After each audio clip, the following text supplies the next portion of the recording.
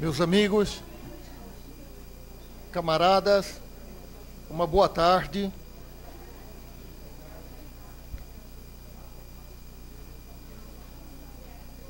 Estamos dando início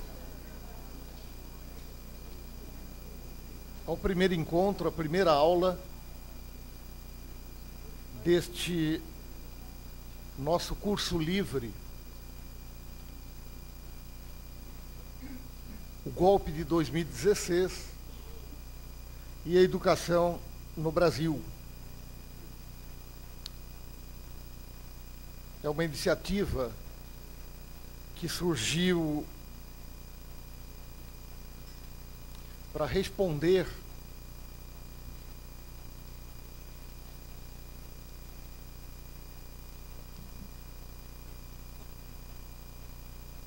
à censura à disciplina oferecida na Universidade de Brasília pelos docentes Luiz Felipe Miguel e a Karina Demus do Ialib, pois a Faculdade de Educação da Unicamp reconhece a importância dessa iniciativa e que expressa a própria característica, a própria natureza da universidade, que é colocar em debate amplo, profundo, os mais diversos temas, sob os mais diferentes enfoques. E com a realização deste curso pela Faculdade de Educação da Unicamp, queremos nos posicionar contrários às iniciativas em andamento em nosso país, as mais diversas iniciativas que foram tomadas em liquidar a autonomia universitária, que ainda que seja uma conquista desde a universidade medieval e que foi garantida pelas diversas leis e constituições do nosso Brasil, tem recebido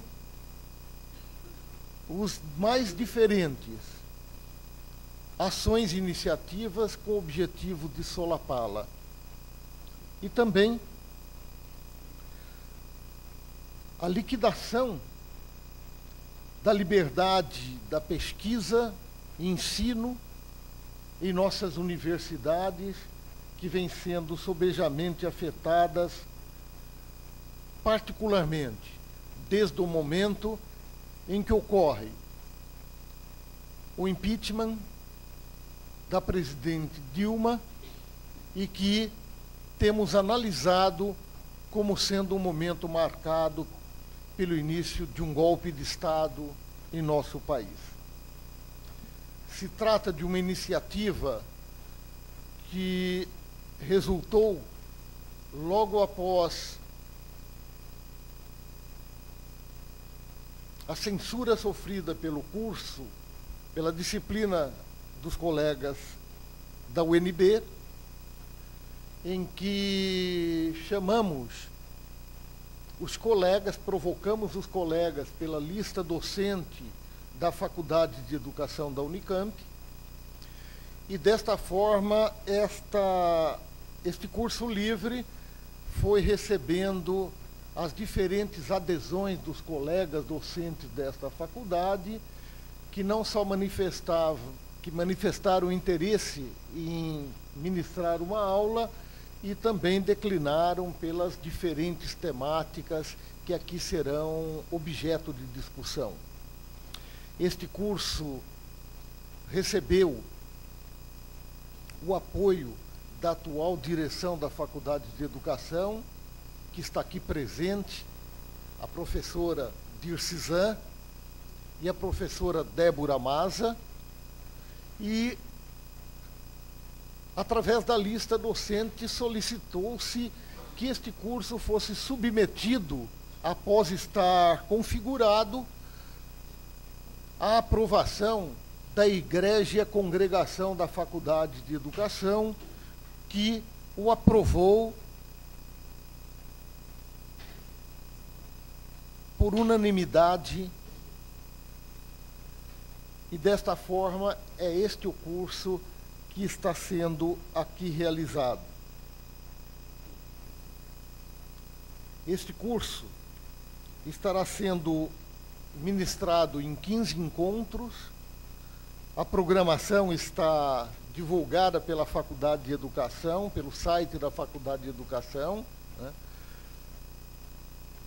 E terá transmissão online, numa parceria com o coletivo Socializando Saberes, né?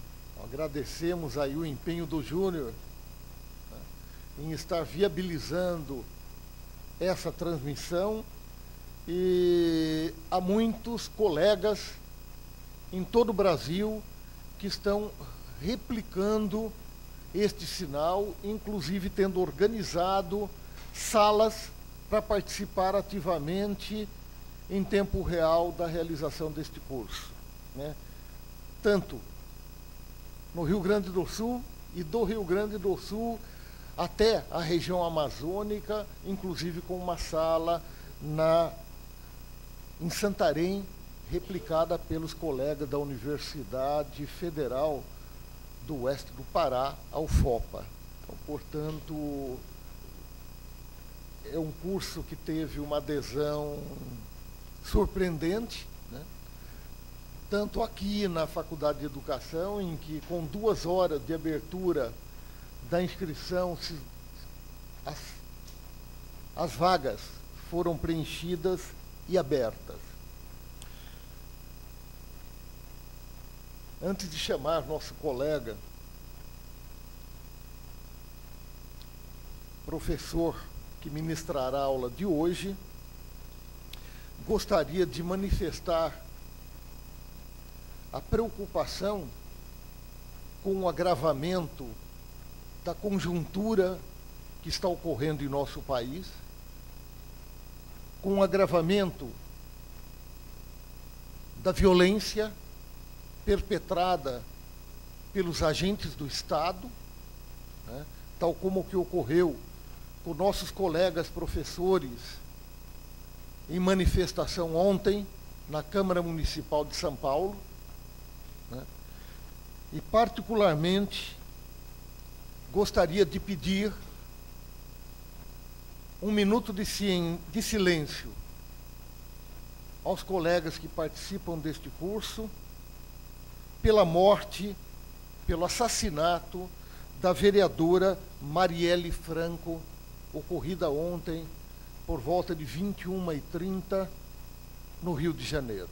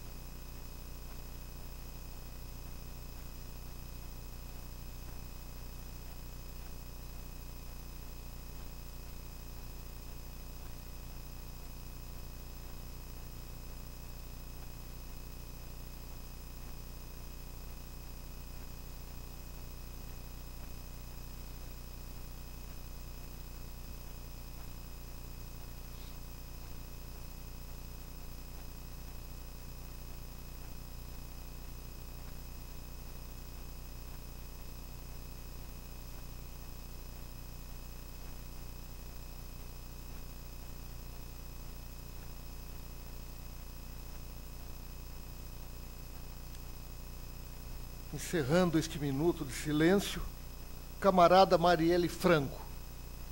Presente.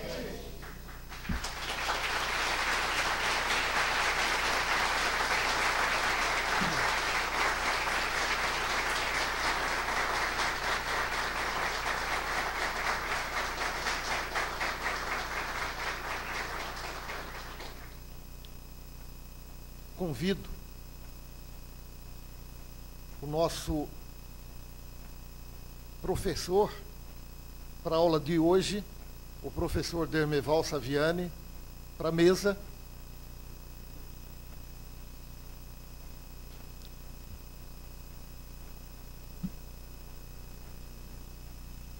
O professor Dermeval, ele possui graduação em Filosofia pela PUC de São Paulo e doutorado em Filosofia da Educação pela mesma universidade. Em 1986, obteve o título de livre docente.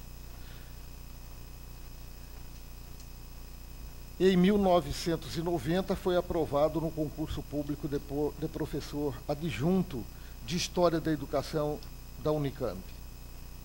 Em 1993 foi aprovado no concurso público de professor titular de História da Educação da Unicamp. Atualmente, continua ativo no desenvolvimento de seus trabalhos e pesquisa e, sendo professor aposentado desta Universidade Estadual de Campinas, é professor emérito desta casa,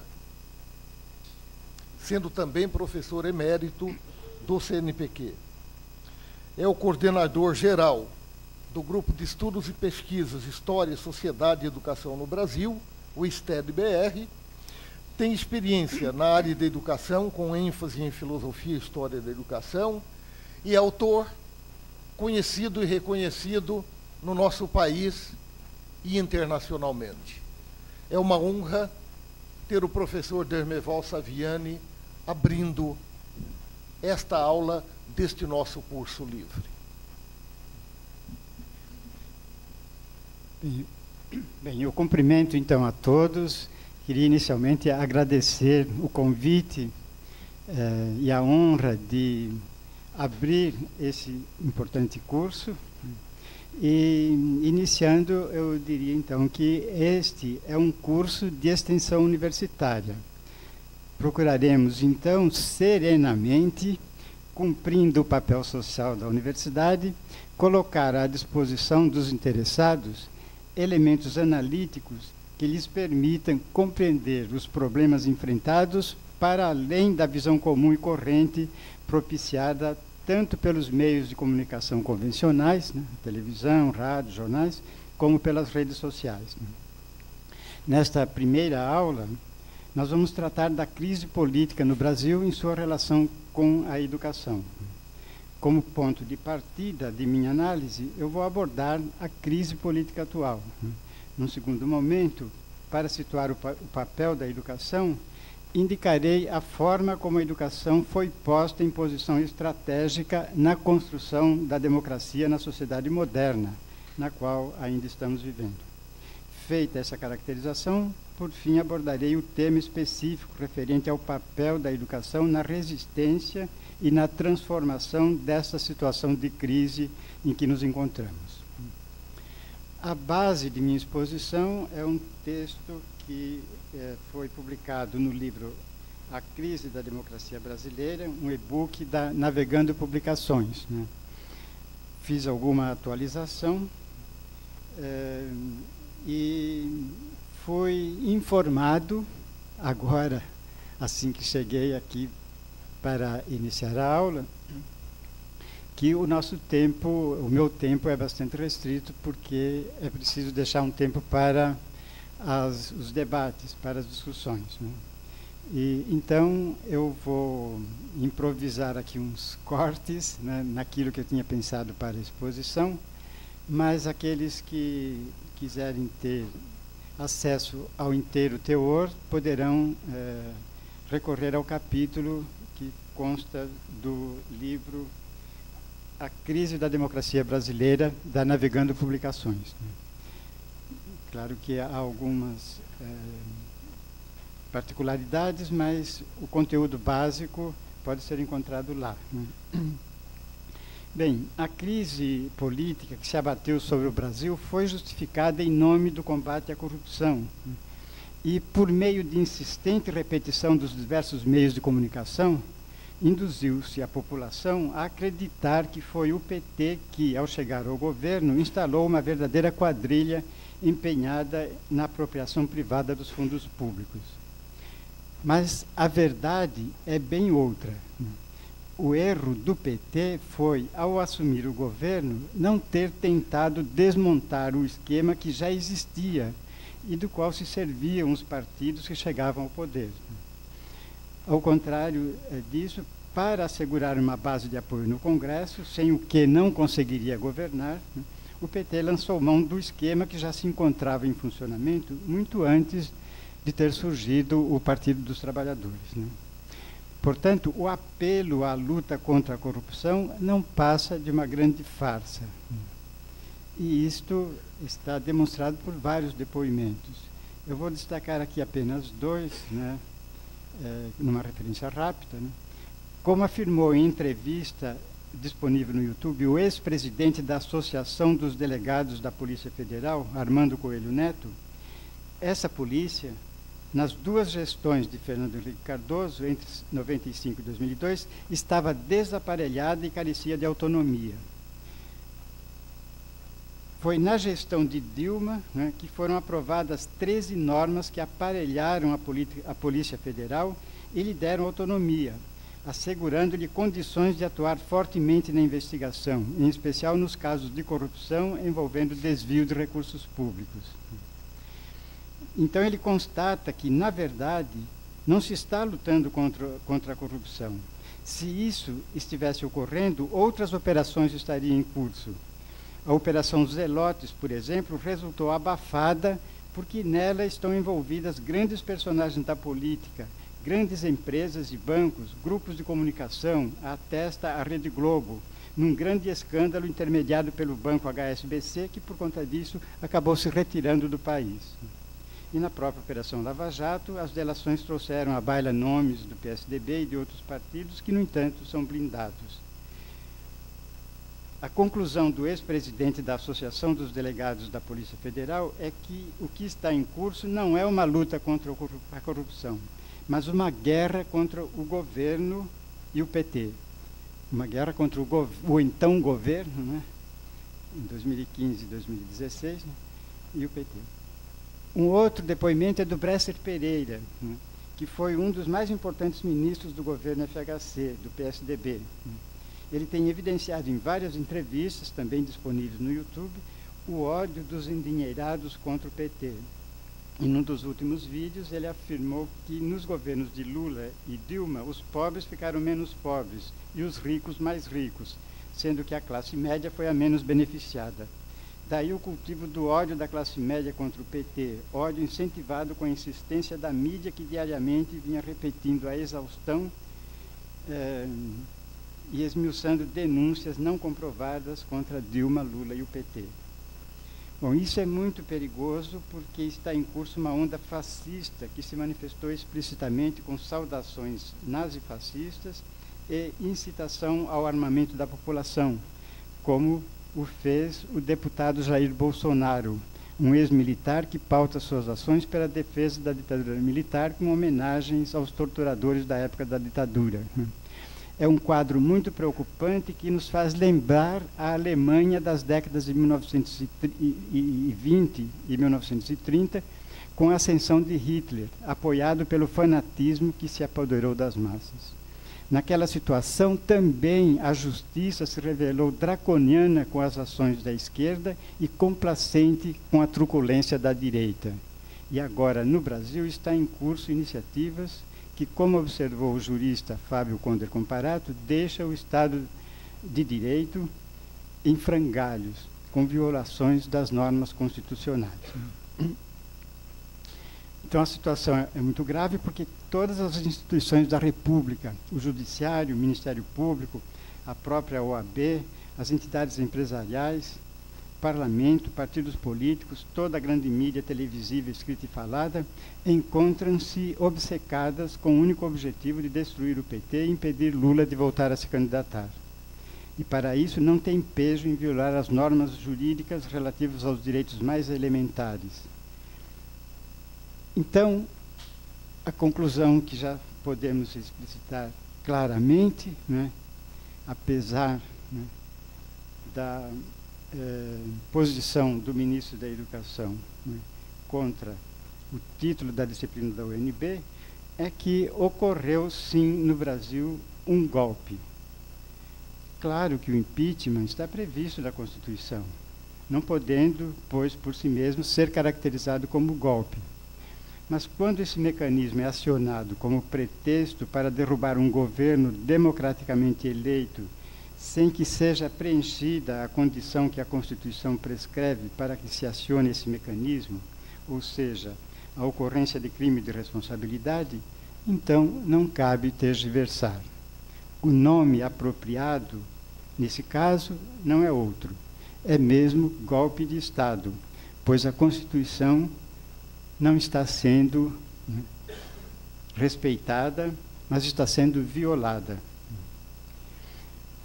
Por quê? Porque nenhuma das alegações apresentadas para justificar o impeachment caracterizou crime de responsabilidade. Aliás, Dilma sequer estava sendo investigada, ao passo que a comissão do impeachment tinha mais da metade de seus membros em investigação. E no conjunto da Câmara, 302 deputados encontram-se na mesma situação. A farsa está, pois, escancarada. Um bando de corruptos julgando e condenando uma presidenta que não cometeu crime algum. E como a oposição ensandecida, engrossada pelo MDB, conseguiu maioria para aprovar o golpe, restaria ao Supremo, cumprindo seu papel de guardião da Constituição, evitar esse desfecho. Mas o STF, por um lado, tem lavado as mãos, sugerindo que a decisão cabe ao Senado Federal, órgão do Poder Legislativo que é autônomo, não cabendo ao Judiciário interferir. E, por outro lado, quando o Estado a se manifestar, acabou negando sistematicamente as iniciativas de defesa da presidenta. Então, a pergunta inevitável aqui é a seguinte: se a decisão competia ao Poder Legislativo no uso de sua autonomia, não cabendo ao Judiciário interferir, por que, então, a sessão do Senado é presidida pelo presidente do STF? Em se tratando de competência exclusiva do Poder Legislativo, caberia simplesmente ao presidente do Senado presidir a sessão, assegurando, na forma do regimento da Casa, a decisão dos senadores. Sendo o presidente do STF a presidir a sessão, isso indica, obviamente, que, ao enfeixar nas mãos do dirigente máximo do Poder Judiciário a condução da sessão, o que se pretendia era assegurar que a decisão se desse rigorosamente dentro do disposto na Constituição. E o papel do presidente do órgão, guardião da Constituição, investido da função de presidente da sessão, não tinha outro sentido senão garantir que a decisão não se desvirtuasse em razão dos interesses, ainda que legítimos, os interesses político-partidários que se fazem presentes no Parlamento. Mas, com a conivência do Judiciário, representado pelo seu dirigente máximo, o golpe se consumou em 31 de agosto de 2016, quando o Senado Federal aprovou o impedimento cassando o mandato presidencial de Dilma.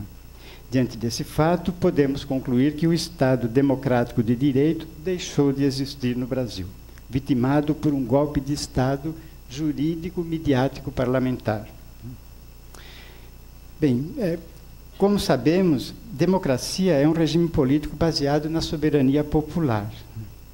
Ocorre que a mesma sociedade moderna que erigiu o povo como soberano se constituiu dividindo o povo em duas classes fundamentais. Uma quantitativamente menor, constituída pelos detentores dos meios de produção e dos instrumentos de trabalho concentrados no capital. E outra amplamente majoritária, constituída pelos detentores apenas de sua força de trabalho, e obrigados, nessa condição, a pôr em movimento sua força de trabalho com os instrumentos e os meios de produção dos detentores do capital. Estes, por deterem o poder econômico, detêm também o poder político. Em consequência, eles têm a iniciativa de indicar os candidatos aos cargos públicos. Nessas circunstâncias, a possibilidade de indicação de governantes sintonizados com os interesses populares é bem pequena. Assim, enquanto os membros dos grupos dominantes procuram eleger os melhores candidatos do seu ponto de vista, os membros das camadas populares não podem escolher os melhores segundo o seu ponto de vista, porque estes raramente conseguem se candidatar. Assim, eles acabam tendo de buscar eleger os menos piores. Esse quadro põe em evidência o caráter formal do regime democrático que se instalou nos diversos países no contexto da implantação e consolidação da sociedade moderna. Isto significa que o regime democrático se caracteriza pela igualdade e liberdade formais de todos os membros da sociedade, superando assim tanto a divisão da sociedade em castas como os governos autocráticos. A democracia formal é, pois, insuficiente, porque necessitaria evoluir na direção de sua transformação em democracia real. No entanto, embora insuficiente, ela é necessária enquanto um conjunto de regras que devem ser respeitadas por todos como garantia dos direitos dos cidadãos. Em consequência, a quebra da institucionalidade democrática abre as portas para toda sorte de arbítrios. E, no Brasil, o regime democrático esteve sempre em risco, dada a especificidade da formação social brasileira, marcada pela resistência de sua classe dominante em incorporar a população trabalhadora à vida política, tramando golpes sempre que pressente o risco da participação das massas nas decisões políticas. Daí o caráter espúrio da nossa democracia, alternando a forma restrita, quando o jogo democrático é formalmente assegurado, com a forma excludente em que a democracia aparece como eufemismo da ditadura. É assim que transitamos de uma democracia ultra-restrita, com eleições a bico de pena na República Velha, para o sufrágio universal, com a admissão do voto das mulheres em 1932, seguido da modernização do Estado Novo, sucedido pela democracia restrita de caráter populista, que, quando ameaçava ampliar-se, foi objeto de tentativas de golpes, né? E aí, então, menciono o suicídio de Getúlio, a tentativa de impedir a posse de Jango, a posse de Juscelino em 1955, e depois, quando essa democracia restrita tendia a se ampliar, né, abrangendo setores mais amplos da população, né, o presidente, o então presidente João Goulart, foi derrubado por um golpe militar, né? E aí nós tivemos 21 anos de ditadura. Agora, a estratégia mudou na direção da desestabilização seguida de destituição por via parlamentar de governos populares. Essa iniciativa vem sendo posta em prática em diferentes países, especialmente onde os Estados Unidos têm interesses econômicos ou politicamente estratégicos. Daí as mobilizações ocorridas em países como a Tunísia, Egito, Líbia, assim como na Rússia e Ucrânia. Na América do Sul, após o Paraguai, os alvos imediatos foram o Brasil e a Venezuela, não por acaso dotados de grandes reservas de petróleo, esboçando-se movimento semelhante na Bolívia e no Equador, sendo que na Argentina a vitória da direita tornou desnecessário o recurso ao golpe jurídico parlamentar. É nesse contexto que ocorreu no Brasil, em 31 de agosto, de 2016, o golpe mediante o qual o Senado destituiu Dilma da presidência da República. Ao desrespeitar a Constituição, depondo uma presidente que não cometeu crime, quebrou-se a institucionalidade democrática. Sem crime, a presidenta, na vigência do regime democrático, só poderia ser julgada pelo próprio povo no exercício de sua soberania. E aqui eu descrevo, eu vou ter que pular essa parte, né? Mas eu descrevo o processo, né, que ocorreu com a decisão do impeachment, né? A farsa montada, buscando-se dar a impressão de que estava garantido o direito de defesa, né? Então a Dilma foi chamada para se manifestar, fez uma fala de 40 minutos a partir das 9 da manhã, permaneceu lá até quase à meia-noite, respondendo a todas as perguntas, esclarecendo todos os pontos e mostrando tecnicamente a inexistência de crime de responsabilidade, embora nem isso fosse necessário, porque, como sabemos, juridicamente, o ônus da prova cabe aos acusadores. No entanto, os acusadores em nenhum momento apresentaram prova. Ao contrário, alguns senadores admitiram explicitamente que não se tratava de crime de responsabilidade, mas eles iam votar a favor do impeachment, entre aspas, pelo bem do Brasil, né? Porque, diziam eles, a presidenta que teria provocado a crise econômica. Chegaram ainda a afirmar que o impedimento da presidenta era exigido pelas ruas, né? Ora, como registrou a repórter Luísa Villamea, numa reportagem da revista Brasileiros, as manifestações pró-impeachment foram organizadas por entidades financiadas com recursos americanos, o que é eloquentemente ilustrado com o caso de Kim Patroca Kataguiri, que se tornou colunista da Folha de São Paulo. Ele acabou por largar o curso de Economia na Universidade Federal do ABC para se dedicar integralmente ao Movimento Brasil Livre, né? O MBL. E o que é o MBL? É um movimento derivado do Estudantes pela Liberdade, que é a filial brasileira da americana Students for Liberty, financiado pela Atlas Network. Todos os institutos e movimentos que vêm se mobilizando, tendo em vista golpear a democracia no Brasil, recebem recursos de fontes como o Cato Institute e a Charles Koch Foundation, vinculadas à família Koch, uma das mais ricas do mundo, com vastos interesses no setor petrolífero. Eis aí o que eles, os golpistas, chamam de a voz das ruas. E aqui cabe uma ironia. Só se trata da Wall Street. Wall Street é a rua de Nova York, onde se situa a principal bolsa de valores do mundo, constituindo-se no centro financeiro, a ponto de tornar-se, por metonímia, sinônimo do mercado financeiro mundial. Vinha, pois, dessa rua a voz que os senadores estavam ouvindo. De modo algum se tratava das vozes das ruas do Brasil. Bem, fazendo ouvidos moucos a todos os argumentos apresentados, a maioria dos senadores consumou a usurpação da soberania popular, na qual se baseia o regime político democrático.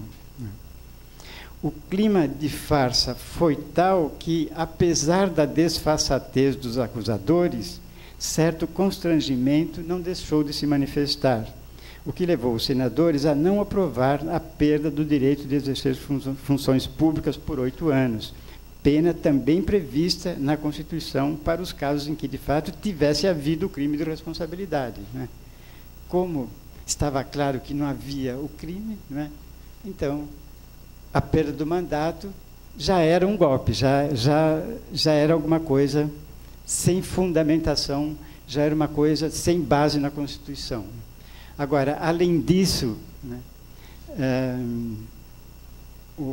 caçar também os direitos políticos, né, os próprios acusadores acharam que era ir longe demais, e então não chegaram a esse ponto. Bem, consumado o golpe, quebrou-se a institucionalidade democrática e passamos a viver uma verdadeira escalada do arbítrio com constantes violações dos direitos dos cidadãos, ao arrepio do que dispõe a Constituição. Nesse contexto, perdeu vigência o Estado Democrático de Direito e nos encontramos num verdadeiro estado de exceção.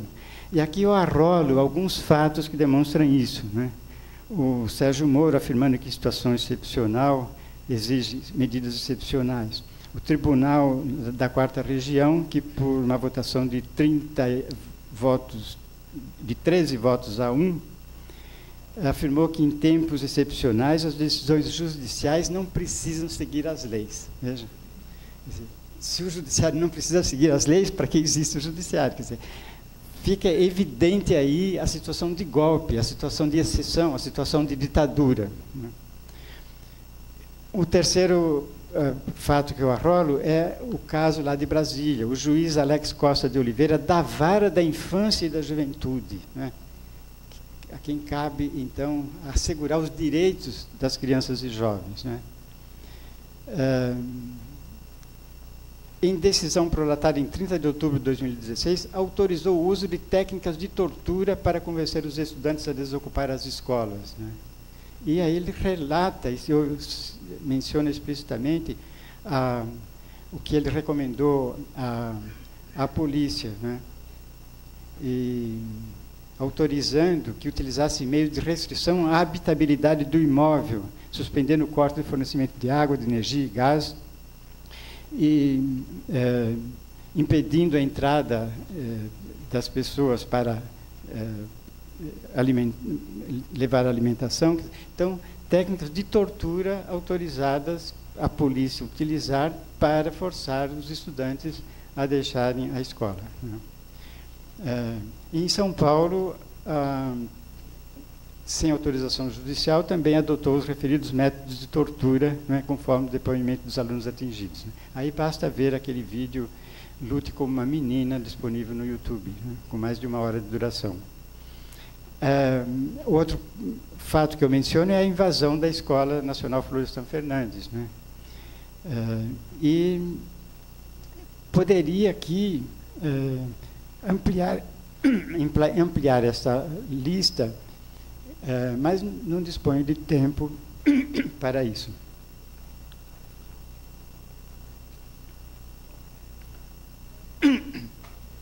Então, para não me alongar sobre as muitas arbitrariedades que vêm sendo cometidas, eu registro a primeira vítima fatal provocada por essa escalada de arbítrio que tomou conta do país. Trata-se aqui do suicídio do reitor da Universidade Federal de Santa Catarina, provocado por uma prisão injusta, sem provas, dentro de uma acusação sobre fato que sequer ocorreu em sua gestão.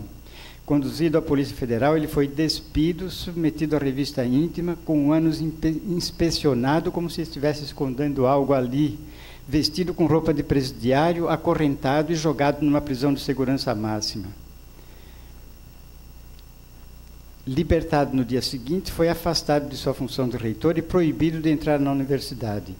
Diante dessa humilhação e convencido de que, com a sanha fascista que vem tomando conta do país, numa verdadeira histeria coletiva, não teria como se defender, concluiu, como leitor assíduo de Shakespeare, que o único recurso de que dispunha para se contrapor à ignomínia do terrorismo de Estado e alertar a população era a tragédia. Não tendo medo da morte, o que demonstrou em sua luta tenaz contra a ditadura, optou pelo suicídio. Deu-nos assim, ainda conforme o depoimento do desembargador Lédio, que deu um depoimento no velório do reitor, né? Deu-nos assim sua última lição, a tragédia da própria morte. Infelizmente, a comoção que eu esperava que ocorreria, como ocorreu quando do suicídio de Getúlio, né, não ocorreu, né? Parece a população, o povo, os próprios acadêmicos parecem anestesiados, né? Porque uma universidade perde um reitor nessas circunstâncias, né? Com um arbítrio do terrorismo de Estado, né? E nós estamos aí, né? No dia seguinte, a SBPC estava conclamando para ir lá em Brasília, reclamar do corte de verbas. Era para ir em Brasília e parar o país inteiro. Bem, todas essas arbitrariedades vêm sendo acobertadas por versões divulgadas pelas autoridades que invertem o sentido dos fatos, com a cumplicidade da grande mídia, que não apenas transmite como verdadeiras as versões falsas, mas esconde os fatos reais. E a população, de modo geral, acreditando nas versões divulgadas, fica alienada diante da grave situação que estamos vivendo. Por esse caminho vai se escancarando o estado de ditadura, e o que é pior, uma ditadura com a participação do próprio judiciário, o que significa que os atingidos não terão a quem recorrer. Sobre a ação da grande mídia, é eloquente o suicídio do reitor da Federal de Santa Catarina, encoberto pela mídia com um manto de silêncio acumpliciado. E, quando não prevalece o silêncio absoluto, a notícia é dada com distorção induzida, como se pode ver pela forma como o G1 de Santa Catarina, que é o órgão eletrônico de informações da Rede Globo, deu a notícia registrando em letras garrafais. Eu ia até projetar isto, mas não há condições técnicas, né? Eu projetei essa imagem no Congresso comemorativo dos 45 anos da Faculdade de Educação, ali no dia 1º de novembro.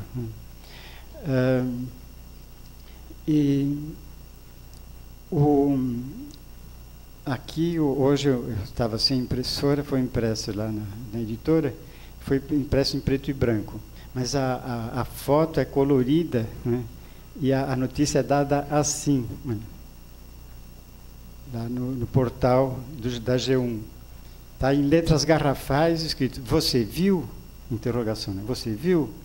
Morte do reitor da UFSC, vírgula, suspeito de agredir mãe idosa, e as mais lidas do G1-SC." Então, está perguntando para o espectador, quem está olhando lá as notícias do G1, "Você viu? Morte do reitor da Universidade Federal de Santa Catarina, suspeito de agredir mãe idosa, e as mais lidas do G1 Santa Catarina." Aí vem a foto em tamanho grande, e lá embaixo da foto, em letrinhas pequenas, "Luiz Carlos Cancellier foi encontrado morto em um shopping da capital. Em Lages, homem foi preso suspeito de agredir idosa de 84 anos. Tá? Está aqui, ó, fonte, G1 Santa Catarina. Acessei isto em 7 de outubro de 2017. Portanto, permanecia, né, disponível. É possível que, se a gente acessar agora, ainda a gente ainda encontra essa notícia dessa forma. Né? Vê-se, então, que só depois, né, estampando a foto do reitor em tamanho grande, deixando um bom espaço entre a manchete principal e a secundária, traz em letras menores a informação: "Luiz Carlos Cancellier foi encontrado morto em um shopping da capital. Em Lages, o homem foi preso." Note-se que na informação correta é mencionado o nome, mas sem registrar que se trata do reitor, o que deixa margem a novos mal-entendidos. Fica clara aí a indução dos leitores, em especial aqueles que consultam as notícias dominantemente se limitando às manchetes principais. Então, fica clara a indução dos leitores à conclusão de que o motivo da prisão e consequente suicídio do reitor tenha sido a agressão à própria mãe, além de tudo, idosa. Então, esse é o quadro da crise política que nós estamos vivendo hoje. Né? O ponto seguinte que eu quero abordar é a educação como exigência da construção da democracia na sociedade moderna. Né? Então, apresentada a situação de crise que estamos vivendo, em consequência do golpe que vitimou a democracia brasileira, eu passo ao segundo momento de nossa aula, procurando caracterizar a emergência da educação como exigência da construção da democracia na sociedade moderna. Né? E aí, então, eu vou mostrar como surge a sociedade moderna a partir do desenvolvimento da sociedade feudal, né? Como as forças produtivas, né, que ali estavam voltadas apenas para a produção, para a subsistência, com o trabalho dos servos e dos artesãos, né, elas vão se desenvolvendo e produzindo excedentes a tal ponto que a troca prevalece sobre o consumo e se torna condição do consumo. Antes, produzia-se para consumir, se sobrava alguma coisa, trocava-se. Aí, a partir do aumento dos excedentes, as trocas se tornaram constantes e, em seguida, permanentes. Então, a troca é que passou a determinar o consumo. Aí surge a sociedade moderna, capitalista, burguesa, de mercado, né, que é centrada na produção para a troca. Né. Nessas condições, aquelas relações de produção baseadas na grande propriedade, no trabalho dos servos e dos artesãos, né, sob domínio da nobreza e do clero, né, em lugar de impulsionar as forças produtivas, passaram a travar. Surgiu, então, um processo de revolução social, né, tendente a mudar essas relações de produção. Essa revolução foi liderada pela classe em ascensão, a burguesia. Então, a revolução burguesa arrancou os servos do vínculo com a gleba, arrancou os artesãos do vínculo com as corporações e os transformou em trabalhadores livres, assalariados, né? E, então, aí foi possível a produção para a troca e todo esse amplo desenvolvimento que o capitalismo propiciou. E, nessa nova forma de sociedade, o regime político que passou a ser adotado então, a democracia, como regime do povo e pelo povo. Então, o soberano deixou de ser aí o monarca e passou a ser o próprio povo.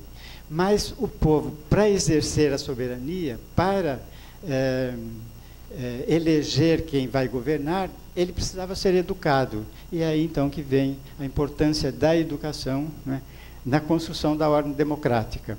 E é nesse processo que, com o triunfo da Revolução Burguesa, a partir da Revolução Francesa, né, então veio a bandeira da escola pública, universal, gratuita, obrigatória e laica, né, que passou a ser instituída com os sistemas nacionais de ensino.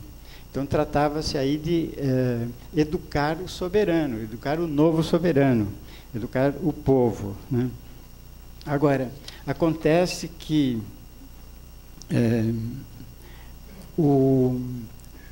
a fase da Escola Redentora da Humanidade, né, em que se acreditava que, com a educação do povo, a democracia burguesa se consolidaria, né, ela não se confirmou, né, porque a participação política das massas configura, né, porque se a participação política das massas configura um interesse comum a ambas as classes, a dominante e a dominada, ao se efetivar, acaba por colocá-las em confronto, de vez que os interesses específicos de uma e outra são inconciliáveis em última instância. Então, a expectativa dos representantes da classe dominante era de que o povo, uma vez alfabetizado, iria apoiar seus programas de governo. Mas isso não se deu. Depois da euforia iluminista em torno do lema da Escola Redentora da Humanidade, difundiu-se nas primeiras décadas do século XX a convicção de que, apesar da alfabetização universal, não resulta tão simples implantar de verdade as formas democráticas de governo, já que a educação do soberano resultava algo bem mais complicado do que parecia. Daí a percepção por parte das elites, dos grupos dominantes, né, de que nem sempre um povo ilustrado escolhia bem os seus governantes, e que se davam casos de povos instruídos, alfabetizados, que, apesar de tudo, seguiam a demagogos, aceitavam tiranos e caudilhos e deixavam de lado os melhores programas de governo que se lhes ofereciam em cartilhas bem impressas. Obviamente, tais programas de governo eram os melhores do ponto de vista dos interesses dominantes. As camadas dominadas não se identificavam com os referidos programas, e já que, pela sua posição subalterna, não constavam representantes de sua classe como candidatos, elas buscavam, dentre as alternativas propiciadas pelas várias frações da classe dominante em luta pela hegemonia, aquela que acenasse com algum espaço que permitisse a manifestação dos seus interesses. O povo, portanto, tendia a eleger para governantes aqueles que não eram considerados os melhores candidatos do ponto de vista da classe dominante. Daí a conclusão dessa classe, né? Algo, em síntese, não havia funcionado bem. Algo não havia saído como se esperava. Algo tinha sido mal feito, talvez. E, para corrigir o que se entendia que não estava funcionando bem, surgem periodicamente movimentos pela reforma da escola, que fundamentalmente desempenham o papel de recomposição dos mecanismos de hegemonia da classe dominante, hegemonia ameaçada pela crescente participação política das massas. Nessas condições, a sociedade moderna, ao mesmo tempo em que espera e exige da escola a formação para a democracia, traduzida no objetivo de formação para o exercício da cidadania, inviabiliza essa tarefa, impedindo a escola de realizá-la. Bem, aí então eu coloco a questão, como explicar essa contradição, né? como explicar essa situação paradoxal, né? E vou então, a partir, né, da análise que Marx faz no Capital, né, no fetichismo da mercadoria, apresentar a explicação para esse paradoxo, né? Não tenho tempo de detalhá-la aqui.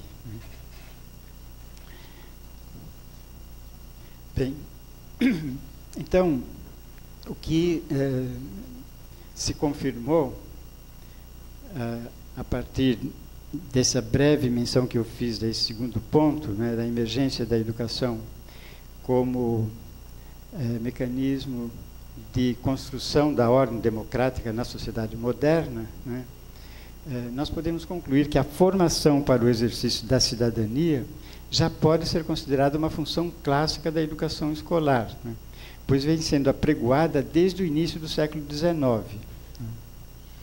E, então, eu passo agora a considerar como é que a educação, tendo esse papel importante no processo democrático, poderia desempenhar um papel de resistência e de transformação da situação de crise em que estamos vivendo no Brasil. Uma crise que eu tenho chamado de suicídio democrático. Nós estamos vivendo um verdadeiro suicídio democrático. Por que eu estou chamando de suicídio democrático? Porque, diferentemente do que ocorreu lá em 64, né, quando houve um golpe de força, um golpe militar que instalou uma ditadura explícita, né, portanto, rompendo a ordem democrática, né, agora são as próprias instituições democráticas que golpeiam a democracia. Então, constantemente a mídia está proclamando, os governantes estão proclamando que o Brasil vive o regime democrático, as instituições estão funcionando, está aí o judiciário atuando, está aí o Congresso atuando, né? O Executivo, né, está tomando as suas medidas, encaminhando projetos para o Congresso, o Congresso delibera. Sabe? Quer dizer, então, são as próprias instituições democráticas que golpeiam a democracia, né? Porque o Estado democrático de direito, as garantias, né, de direitos que a ordem democrática previu, estão sendo violadas diariamente, né, pelas próprias instituições ditas democráticas, né? Então, é a democracia acabando consigo mesma, é um suicídio democrático. Com o desgaste dos regimes autoritários sob o controle militar, a partir do final da década de 1970, ocorreu um processo chamado de abertura democrática. Assim, se no período autoritário a educação foi despojada da sua função de formação para a participação política, limitando-se ao papel de preparar recursos humanos para o desenvolvimento, com a abertura política passou-se a discutir mais intensamente não apenas a questão da democratização da escola, mas também a importância da educação no processo de democratização da sociedade. Buscou-se, assim, recuperar a função clássica da educação enquanto formação para o exercício da cidadania, contrapondo-se ao contexto do regime militar, quando essa preocupação caíra no esquecimento, ao se promover a despolitização da educação, definindo-se como seu papel principal a preparação funcional de recursos humanos para o mercado de trabalho. Mas essa tendência que vinha se desenvolvendo na direção da consolidação da institucionalidade democrática desde o início dos anos 80 do século XX, rompeu-se agora no Brasil, com o desfecho do golpe jurídico midiático parlamentar que provocou a quebra da institucionalidade, liquidando o Estado democrático de direito. A atual conjuntura se constitui, pois, no momento grave que estamos vivendo, no qual a educação é desafiada duplamente. Por um lado, cabe-lhe resistir, exercendo o direito de desobediência civil, às iniciativas de seu próprio abastardamento por parte de um governo que se instaurou por meio da usurpação da soberania popular sobre a qual se funda o regime democrático. Por outro lado, cumpre lutar para transformar a situação atual, debelando a crise e assegurando às novas gerações uma formação sólida, que lhes possibilite o pleno exercício da cidadania, tendo em vista não apenas a restauração da democracia formal, mas avançando para sua transformação em democracia real. E aí eu vou apontar que no Brasil, atualmente, o governo resultado de um golpe parlamentar, já vem tomando iniciativas na direção do que chamei de abastardamento da educação, né? E aí eu menciono as medidas como cortes no orçamento, a intervenção no Conselho Nacional de Educação, né? O congelamento dos recursos por 20 anos, o fim da vinculação constitucional dos recursos para educação e saúde, a medida provisória do ensino médio, né? E explora um pouco mais a questão da escola sem partido, né?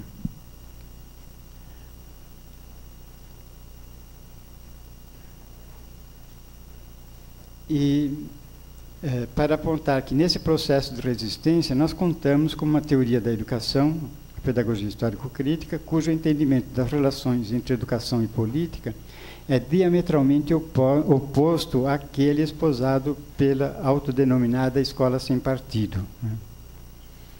À primeira vista, considerando em si mesmo o enunciado escola sem partido, é uma obviedade, né? É claro que a atividade educativa é distinta e mesmo incompatível com a atividade partidária.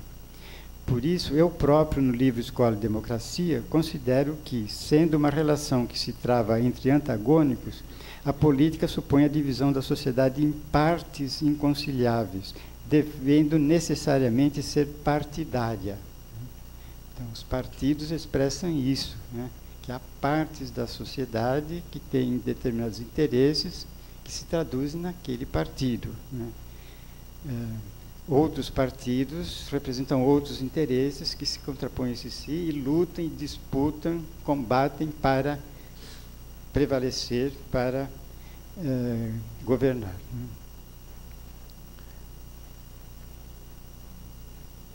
Então, inversamente, a educação, por ser uma relação entre não antagônicos, supõe a união e tende para a universalidade, não podendo, portanto, ser partidária. Então, se a política não pode não ser partidária, né, tem que ser partidária, a educação não pode ser partidária. A prática política se apoia na verdade do poder, enquanto a prática educativa se apoia no poder da verdade. E a verdade, a ciência, não é desinteressada. No entanto, a classe dominante não se interessa pela verdade, pois isso evidenciaria a dominação que exerce sobre as outras classes. Em contraposição, a classe dominada tem todo o interesse que a verdade se manifeste, porque isso põe em evidência a exploração a que é submetida, engajando-a na luta de libertação. É esse o sentido da frase "a verdade é sempre revolucionária", o que explica por que a classe efetivamente capaz de exercer a função educativa em cada etapa histórica é aquela que está na vanguarda, a classe historicamente revolucionária. A burguesia, quando era classe revolucionária, ela fez o conhecimento, a ciência avançar, ela tinha interesse na verdade contra, né, o escamoteamento da verdade que a ordem feudal insistia em manter para não perder o poder, né? Agora nós estamos numa situação em que a burguesia se tornou conservadora, reacionária, então seus interesses já não coincidem mais com a verdade, com o conhecimento, com a ciência, né? A ciência está do outro lado, está do lado dos trabalhadores, né? E essa é a questão que se põe explicitamente para a educação. Fica claro, portanto, que os professores identificados com a transformação estrutural da sociedade, tendo a verdade de seu lado, não precisam doutrinar. A eles basta analisar a realidade, empenhando-se em que os alunos a compreendam de forma objetiva. Portanto, contrariamente ao proclamado, são exatamente os adeptos da escola sem partido que necessitam doutrinar, incutindo nos alunos normas transcendentes, supostamente universais, e ocultando as contradições e conflitos que constituem a realidade da sociedade de classes. Assim, o movimento Escola Sem Partido, proclamando que a educação escolar estaria sendo aparelhada pelos partidos de esquerda, de orientação marxista, especificamente pelo PT, está, de fato, se propondo a impedir que os estudantes nas escolas tenham acesso aos conhecimentos objetivos de caráter científico e à verdade histórica, alinhando-se dessa forma com os partidos da direita, portanto, com os interesses dominantes.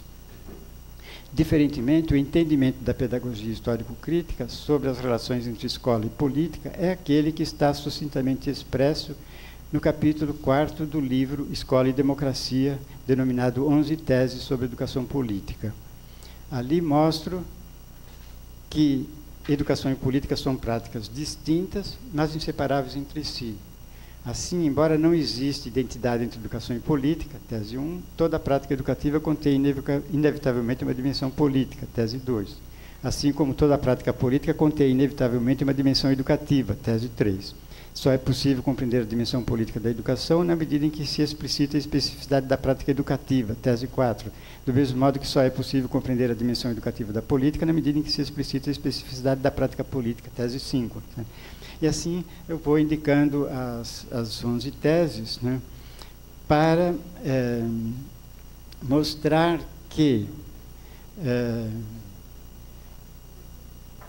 na sociedade que essa relação é histórica, né, e nas sociedades de classe, né, porque as classes têm interesses opostos, né, a prática política prevalece, a prática política é dominante. E, nesse sentido, se a educação depende da política, se a política também depende da educação, né, nas sociedades de classe, a dependência da educação em relação à política é maior do que a dependência da política em relação à educação, né. E é exatamente essa situação em que nos encontramos, pois a sociedade capitalista em que vivemos é dividida em classes com interesses antagônicos. Esta é a razão do primado da política. Uma vez que a relação política se trava fundamentalmente entre antagônicos, nas sociedades de classes, ela se constitui na prática social fundamental. Nessas condições, obviamente, a dependência da educação em relação à política é maior do que o inverso.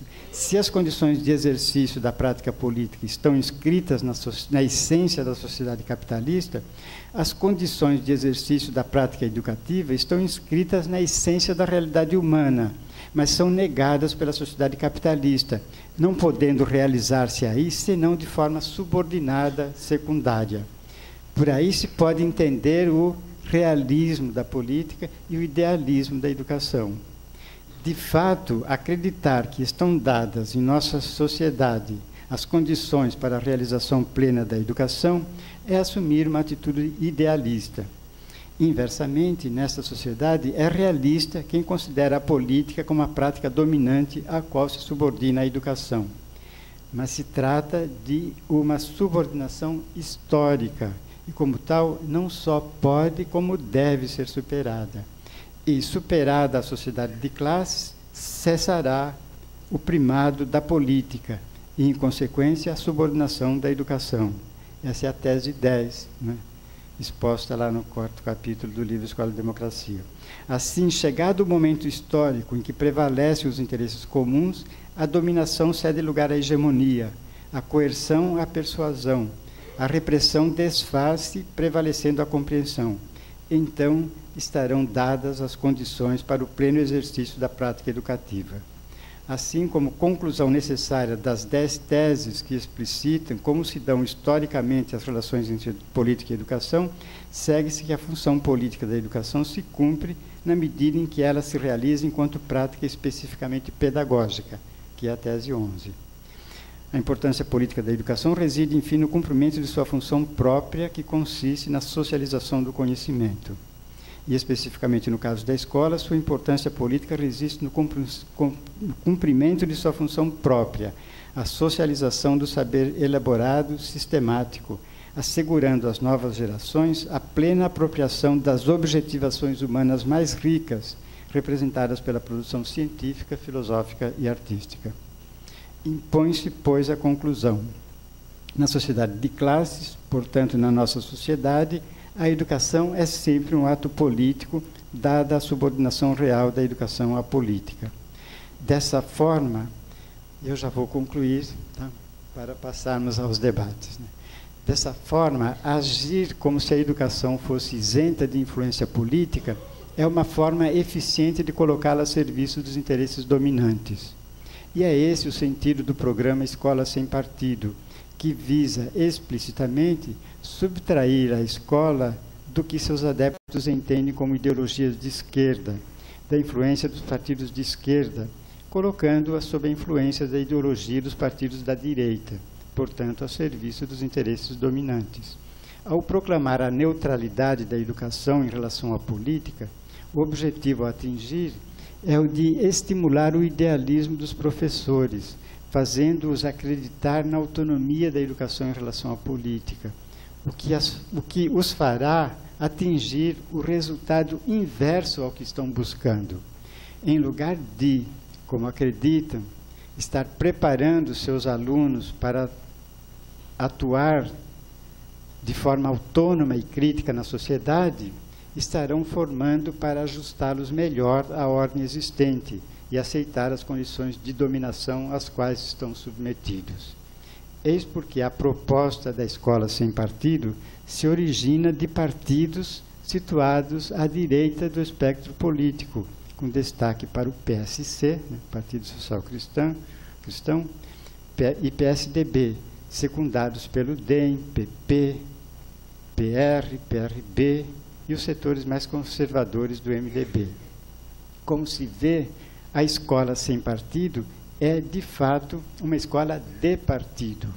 É a escola dos partidos da direita, os partidos conservadores e reacionários, que visa manter o estado de coisas atual com todas as injustiças e desigualdades que caracterizam a forma de sociedade dominante no mundo de hoje. À vista, pois, do caráter reacionário do movimento denominado Escola Sem Partido, é preciso evitar a aprovação dos projetos de lei que pretende torná-lo obrigatório em todas as escolas do país.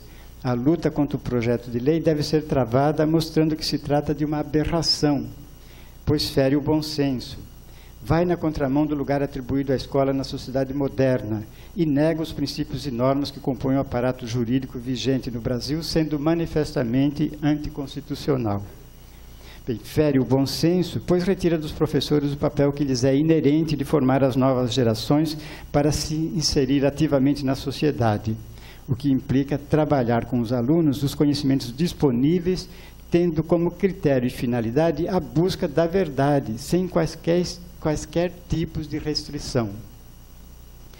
Vai na contramão da sociedade moderna, que no final do século XVIII forjou o conceito de escola pública estatal de caráter universal, obrigatória, gratuita e laica, e buscou implantar no século XIX os sistemas nacionais de ensino como instrumentos de democratização, com a função de converter os súditos em cidadãos.